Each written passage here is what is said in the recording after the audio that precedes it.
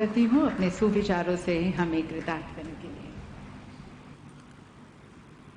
केंद्रीय मंत्रिमंडल के मेरे साथी, संसद में मेरे अन्य वरिष्ठ सहयोगीगण, विभिन्न राजनीतिक दलों के सम्मानित साथी, अन्य महानुभाव, देवी और सज्जनों,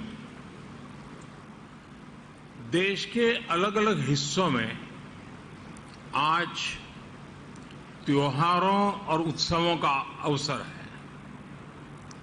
आज बैसाखी है, बोहाग बिहू है, आज से ओडिया नववर्ष भी शुरू हो रहा है। हमारे तमिलनाडु के भाई बहन भी नए वर्ष का स्वागत कर रहे हैं। मैं उन्हें पुत्तांड की बधाई देता हूं। इसके अलावा भी कई क्षेत्रों में नववर्ष शुरू हो रहा है, अनेक पर्व मनाए जा रहे हैं।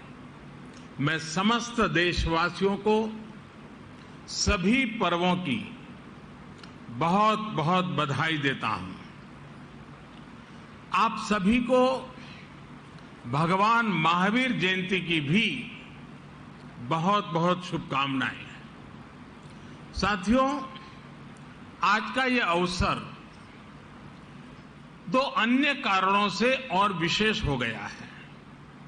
आज पूरा देश बाबा साहब भीमराव अंबेडकर को उनकी जयंती पर आदरपूर्वक, श्रद्धापूर्वक याद कर रहा है। बाबा साहब जिस संविधान के मुख्य शिल्पकार रहे, उस संविधान ने हमें संसदीय प्रणाली का आधार दिया। इस संसदीय प्रणाली का प्रमुख दायित्व देश के प्रधानमंत्री का पद रहा है। ये मेरा सौभाग्य है कि आज मुझे प्रधानमंत्री संग्रहालय देश को समर्पित करने का अवसर मिला है। ऐसे समय में जब देश अपनी आजादी के 75 वर्ष का पर्व, आजादी का अमृत महोत्सव मना रहा है, तब ये म्यूजियम एक भव्य प्रेरणा बनकर आया है। इन 75 वर्षों में देश ने अनेक गौरवमय पल देखे हैं। इतिहास के झरोखे में इन पलों का जो महत्व है वह अतुलनीय है। ऐसे बहुत से पलों की झलक प्रधानमंत्री संग्रहालय में भी देखने को मिलेगी। मैं सभी देशवासियों को बहुत बहुत बधाई देता हूं। थोड़ी देर पहले इस प्रोजेक्ट से जुड़े सभी साथियों से मिलने का भी मुझे अवसर मिला। सभी लोगों ने बहुत प्रशंसनीय काम किया है। इसके लिए पूरी टीम को मैं बधाई देता हूं। मैं आज यहां पूर्व प्रधानमंत्रियों के परिवारों को भी देख रहा हूं। आप सभी का अभिनंदन है, स्वागत है। प्रधानमंत्री संग्रहालय के लोकार्पण का यह अवसर आप सभी की उपस्थिति से और भव्य बन गया है। आपकी उपस्थिति ने प्रधानमंत्री संग्रहालय की सार्थकता को, इसकी प्रासंगिकता को और बढ़ा दिया है। साथियों, देश आज जिस ऊंचाई पर है, वहां तक उसे पहुंचाने में स्वतंत्र भारत के बाद बनी प्रत्येक सरकार का योगदान है। मैंने लाल किले से भी ये बात कई बार दोहराई है। आज ये संग्रहालय भी प्रत्येक सरकार की साझा विरासत का जीवंत प्रतिबिंब बन गया है।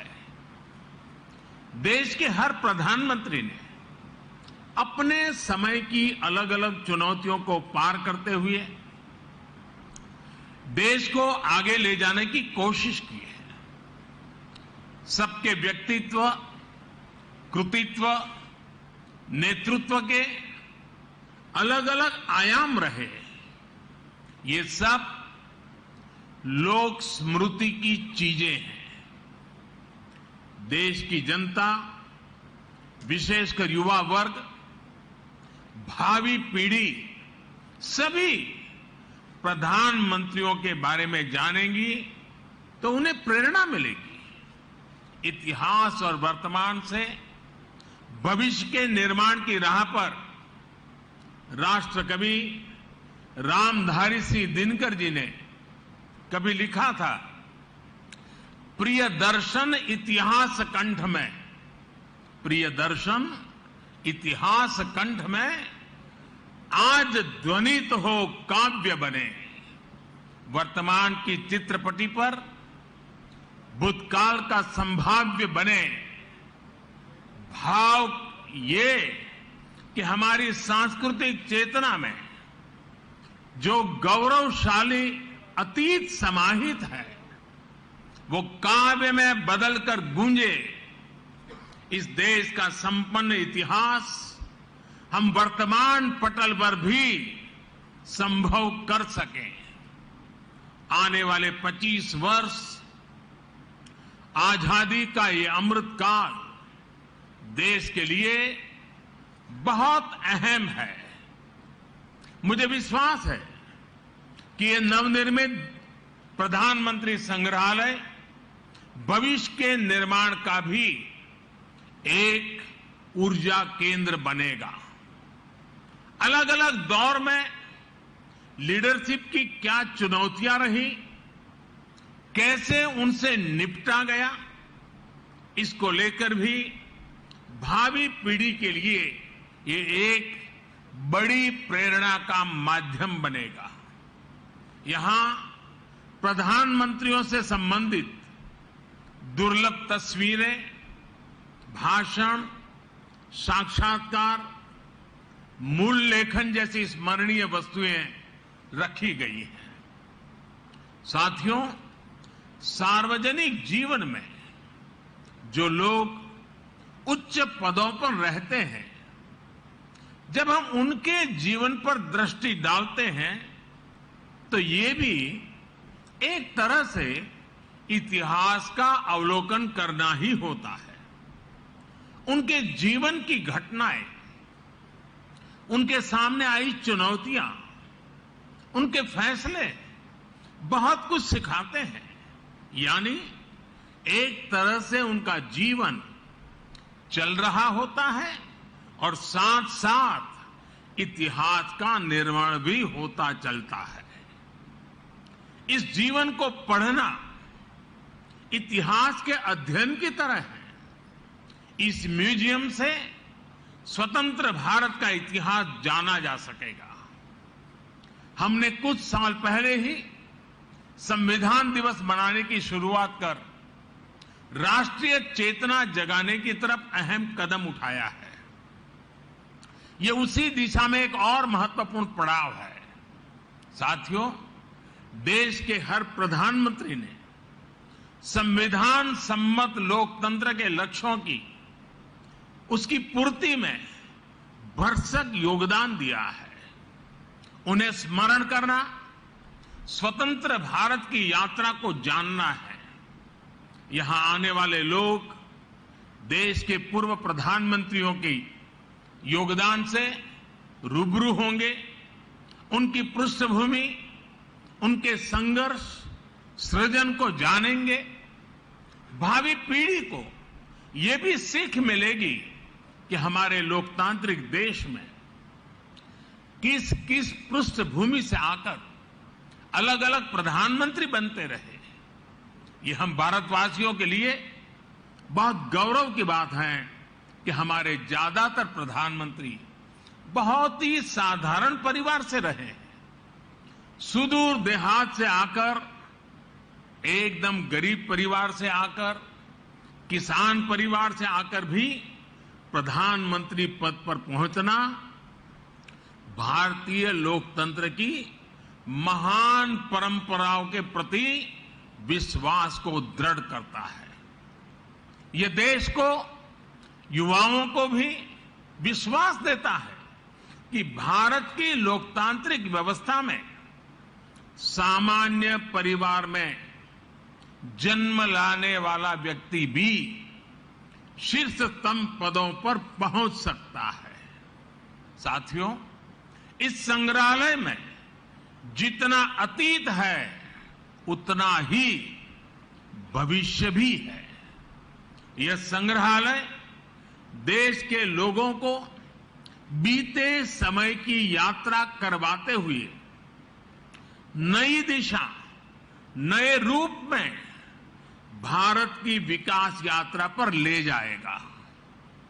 एक ऐसी यात्रा जहां पर आप एक नए भारत के सपने को प्रगति के पथ पर आगे बढ़ते हुए निकट से देख सकेंगे। इस बिल्डिंग में 40 से अधिक गैलरियां हैं और लगभग 4000 लोगों के एक साथ भ्रमण की व्यवस्था है।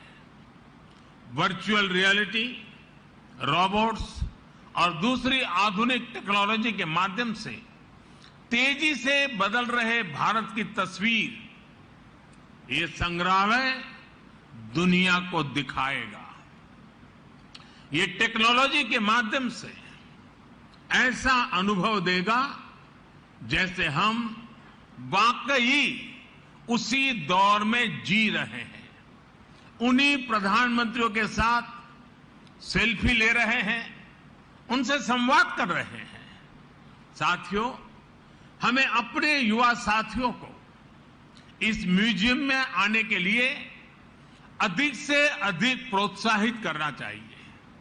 ये म्यूजियम उनके अनुभवों को और विस्तार देगा।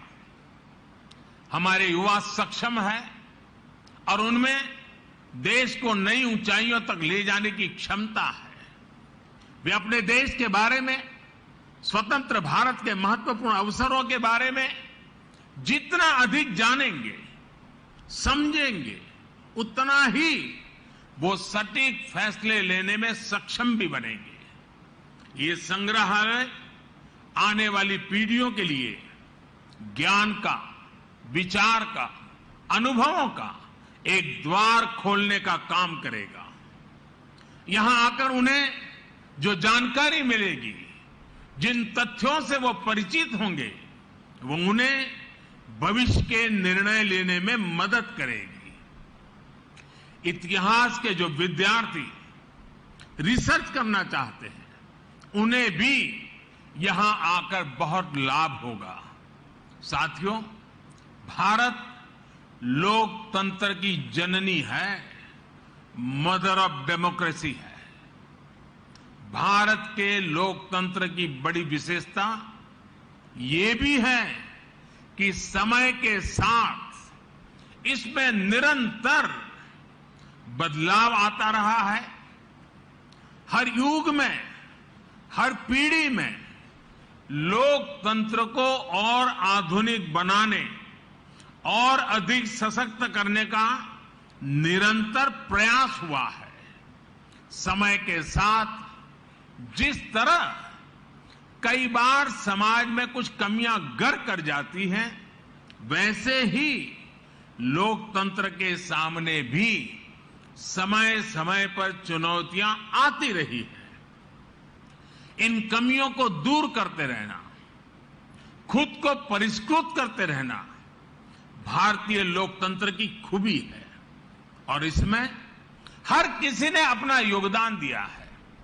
एकाध दो अफवाह छोड़ दे तो हमारे यहां लोकतंत्र को लोकतांत्रिक तरीके से मजबूत करने की गौरवशाली परंपरा रही है। इतिहास, इसलिए हमारा भी ये दायित्व है कि अपने प्रयासों से हम लोकतंत्र को और ज्यादा मजबूत करते रहें। आज जो भी चुनौतियां हमारे लोकतंत्र के सामने है। समय के साथ जो भी कमियां घर कर गई हैं, उन्हें दूर करते हुए हम आगे बढ़े, ये लोकतंत्र की भी इससे हमसे अपेक्षा है और देश की भी हम सभी से अपेक्षा है। आज का यह ऐतिहासिक अवसर लोकतंत्र को सशक्त और समृद्ध करने के संकल्प को दोहराने का भी एक बेहतरीन अवसर है। हमारे भारत में विभिन्न विचारों, विभिन्न परंपराओं का समावेश होता रहा है और हमारा लोकतंत्र हमें ये बात सिखाता है कि कोई एक विचार ही उत्तम हो ये जरूरी नहीं है। हम तो उस सभ्यता से पले बड़े हैं जिसमें कहा जाता है आनो भद्राः कृतवो यन्तु विश्वतः, यानी हर तरफ से नेक विचार हमारे पास आए। हमारा लोकतंत्र हमें प्रेरणा देता है नवीनता को स्वीकारने की, नए विचारों को स्वीकारने की।